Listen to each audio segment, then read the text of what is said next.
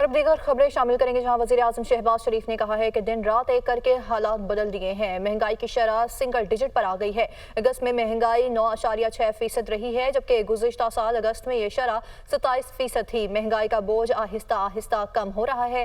سب مل کر محنت کر رہے ہیں۔ یہ کٹھن سفر ضرور ہے لیکن ناممکن نہیں ہے۔ روزگار کے مواقع پیدا کرنا ہماری اولین ترجیح ہے۔ پورا یقین ہے کہ منزل تک پہنچیں گے۔ اہداف پر فوکس رہنا ہوگا۔ IMF پروگرام سے متعلق لوازمات کے لیے اقدامات بھی کر رہے ہیں۔ انفلیشن کا جو بوجھ ہے وہ آہستہ آہستہ کم ہو رہا ہے، اور جو اگست کا جو ریٹ ہے وہ سنگل ڈیجٹ میں آ گیا ہے 9.6%۔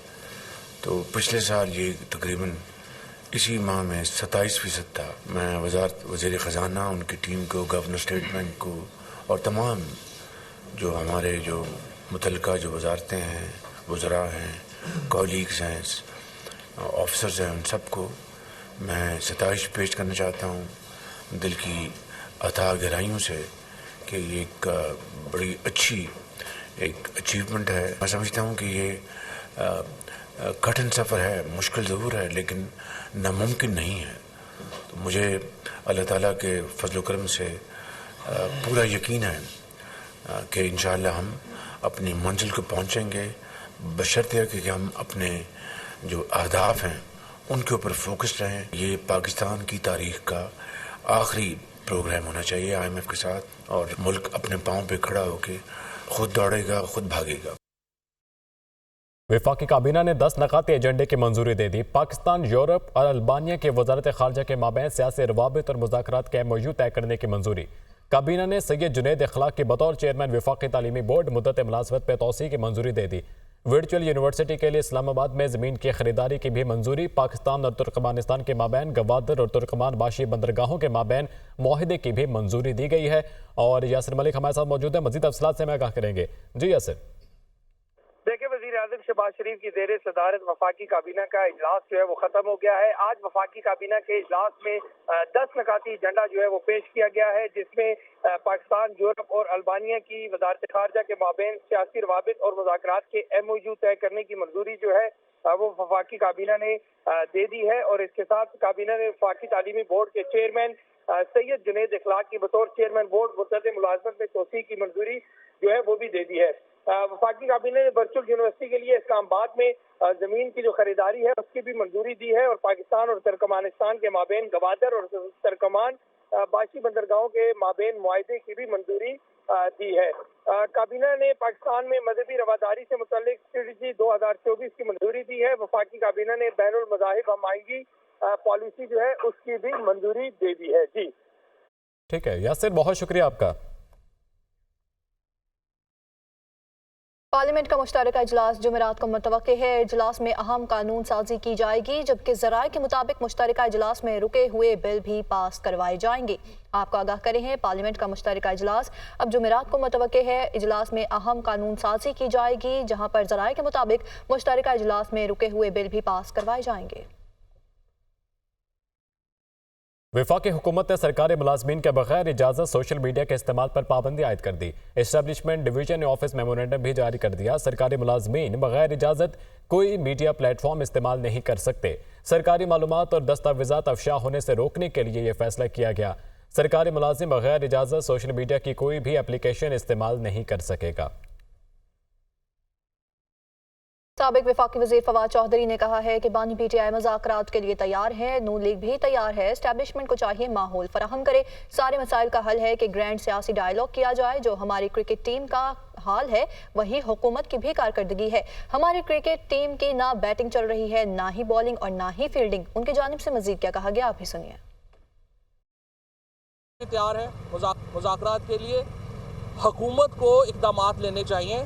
میں نے پہلے ہی کہا تھا کہ ماحول قائم کریں، آپ تھوڑا سا ماحول آپ بنا دیں۔ عمران خان بھی مذاکرات کریں گے، نون لیگ بھی مذاکرات کرے گی۔ اسٹیبلشمنٹ کو یہ ماحول کریٹ کرنا ہے۔ اسٹیبلشمنٹ اپنی سوچ کو بدلے، پولیٹیکل پلیئرز کو سپیس دے، اور اس کے بعد ایک گرینڈ پولیٹیکل ڈائیلاگ کا سلسلہ شروع کیا جائے۔ جو اس وقت پاکستان کی کرکٹ ٹیم کی کارکردگی ہے وہی تقریباً ہماری حکومت کی کارکردگی ہے، اور ہم یہ دیکھ رہے ہیں کہ جس طریقے سے पाकिस्तान की ना बॉलिंग चल रही है, ना बैटिंग चल रही है, ना फील्डिंग चल रही है। इसी तरह से इस हुकूमत की भी ना सियासी पॉलिसी चल रही है, ना मुआशी पॉलिसी चल रही है और ना ही कोई समाजी पॉलिसी चल रही है। पाकिस्तान की आज की सारी मुश्किलात माइनस इमरान खान की वजह से चल रही हैं। सुप्रीम कोर्ट ऑफ पाकिस्तान में केसेस की बढ़ती हुई तादाद के बायस ज़ेर-ए-इल्तवा केसेस से मुश्किलात का सामना है, जिसकी वजह से हुकूमत पाकिस्तान ने सुप्रीम कोर्ट के मुस्तकिल जजेस की तादाद 17 से बढ़ाकर 21 करने का फैसला किया है, जिसके लिए सेनेट में बिल भी पेश कर दिया गया है। इस वक्त मुल्क के आला अदलिया पर मुकदमात का कितना बोझ है और खित्ते के दीगर ममालिक के आला अदलिया में जजेस की तादाद कितनी है, जानिए इस रिपोर्ट में। सुप्रीम कोर्ट ऑफ पाकिस्तान में इस वक्त चीफ जस्टिस समेत 17 मुस्तकिल और 2 एडहॉक जजेस खिदमात सर अंजाम दे रहे हैं, लेकिन ज़ेर इल्तवा मुकदमात को निपटाने के लिए हुकूमत की जानिब से अहम कदम उठाया गया है। हुकूमत की जानिब से सुप्रीम कोर्ट ऑफ पाकिस्तान में जजेस की तादाद को 17 से बढ़ाकर 21 करने के लिए कौमी असम्बली में बिल जमा करवा दिया गया। इब्तदाई तौर पर ज़राए के मुताबिक हुकूमत की तरफ से जजेस की तादाद 23 करने का फैसला किया गया था। सुप्रीम कोर्ट की वेबसाइट के मुताबिक ज़ेर इल्तवा मुकदमात की तादाद 59,423 हो गई। 15 दिनों में 525 केसेस निपटाए गए, जबकि 818 नए केसेस दायर हुए हैं। सुप्रीम कोर्ट में 28 अज़खुद नोटिस का फैसला होना बाकी है। इसी तरह 9,237 सिविल अपीलें ज़ेर इल्तवा हैं, तो सिविल पिटीशंस की तादाद 32,547 तक पहुँच गई। जेल पिटीशन के 3,342 मुकदमात इंसाफ के मुंतजिर हैं। फौजदारी के 1,222 मुकदमात और इंसानी हुकूक सेल की भेजी गई 134 दरख्वास्तें भी इंसाफ का दरवाजा खटखटा रही। दूसरी जानिब अगर हमसाया मुमालिक पर नजर डाली जाए तो भारत में सुप्रीम कोर्ट के जजेस की मजमूई तादाद 34 है, जबकि 33 जजेस अपनी खिदमात सर अंजाम दे रहे हैं। भारतीय सुप्रीम कोर्ट की वेबसाइट के मुताबिक मौजूदा साल के आगाज में ज़ेर इल्तवा मुकदमात की तादाद 80,221 थी। इसी तरह श्रीलंका में सुप्रीम कोर्ट में चीफ जस्टिस के साथ ज्यादा से ज्यादा 16 जजेस होते हैं। यूं वहाँ कुल जजेस की तादाद 17 है। बांग्लादेशी सुप्रीम कोर्ट 2 हिस्सों पर मुश्तमिल है। एपलेट डिवीजन और हाई कोर्ट डिवीजन के 78 जजेस पर मुश्तमिल होती है। Chief justice of supreme court और एपलेट ट्रिब्यूनल में 6 जजेस होते हैं। लाहौर हाई कोर्ट के हुक्म पर एडवोकेट जाहिद महमूद गोराइया को हिरासत में ले लिया गया है। एडवोकेट जाहिद महमूद गोराइया मुख्तलिफ केसेस के दौरान बार बार मुदाखलत कर रहे थे। जस्टिस अलीज़िया बाजवा ने एडवोकेट जाहिद महमूद गोराइया को तौहीन अदालत का शोकाज नोटिस जारी कर दिया। लाहौर हाई कोर्ट के हुक्म पर एडवोकेट जाहिद महमूद गोराइया को हिरासत में ले लिया गया है। तफसीलात जानेंगे मोहम्मद अशफाक से। अशफाक, क्या मामला ये?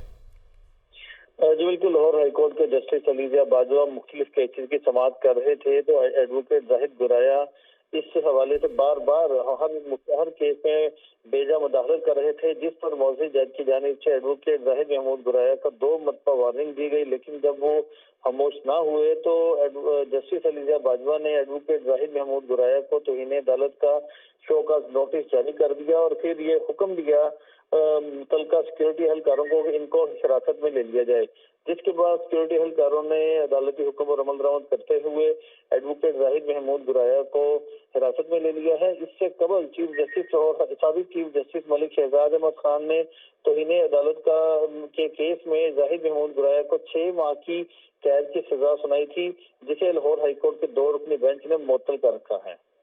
ठीक है अशफाक, बहुत शुक्रिया आपका।